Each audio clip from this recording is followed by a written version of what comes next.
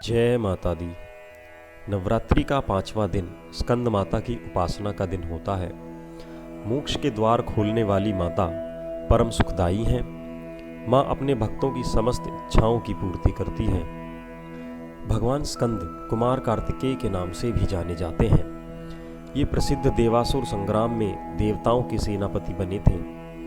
पुराणों में इन्हें कुमार और शक्ति कहकर इनकी महिमा का वर्णन किया गया है। इन्हीं भगवान स्कंद की माता होने के कारण माँ दुर्गा जी के इस स्वरूप को स्कंद माता के नाम से जाना जाता है। कार्तिकेय को देवताओं का सेनापति माना जाता है और माता को अपने पुत्र स्कंद से अत्यधिक प्रेम है। जब धरती पर राक्षसों का अत्याचार बढ़ता है तो माता अपने भक्तों की रक्षा के लिए सिंह पर सवार होकर दुष्टों का नाश करती हैं। स्कंद माता को अपना नाम अपने पुत्र के साथ जोड़ना बहुत अच्छा लगता है, इसलिए इन्हें स्नेह और ममता की देवी माना जाता है। इनका वर्ण पूर्णतः शुभ्र है। ये कमल के आसन पर विराजमान रहती हैं। इसी कारण इन्हें पद्मासना देवी भी कहा जाता है। इनका वाहन शेर है।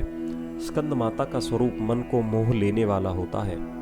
इनकी 4 भुजाएं होती हैं, जिससे वो 2 हाथों में कमल का फूल थामे दिखती हैं। एक हाथ में स्कंद जी बाल रूप में बैठे होते हैं और दूसरे हाथ से माता आशीर्वाद की मुद्रा में दिखाई देती हैं। नवरात्रि पूजन के 5वें दिन का शास्त्रों में पुष्कल महत्व बताया गया है।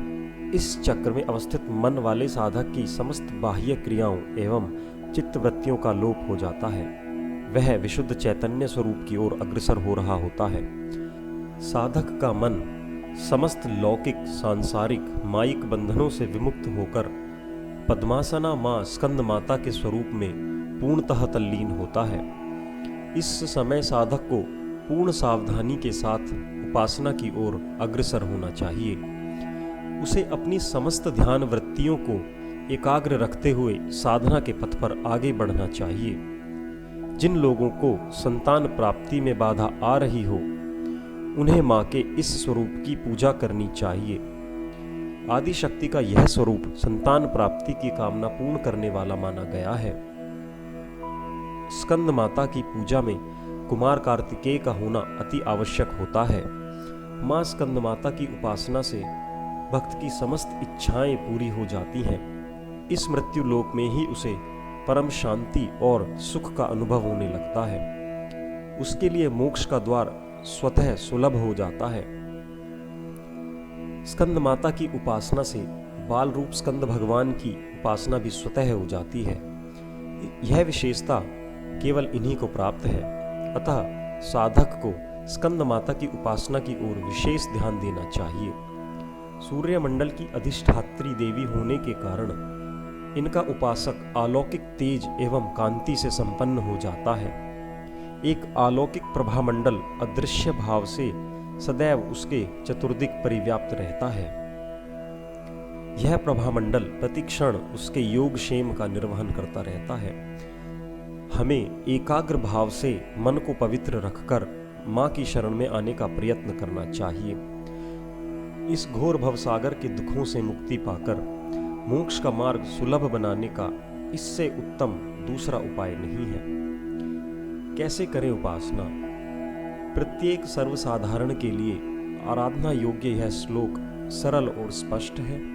माँ जगदम्बे की भक्ति पाने के लिए इसे कंठस्थ कर नवरात्रि में 5वें दिन इसका जाप करना चाहिए। या देवी सर्वभूतेषु माँ स्कंद माता रूपेण संस्थिता नमस्तस्यै नमस्तस्यै नमस्तस्यै नमो नमः। स्कंद माता की पूजा में धनुष बाण अर्पित करने का विशेष महत्व है। इन्हें सुहाग का सामान अर्पित करना चाहिए।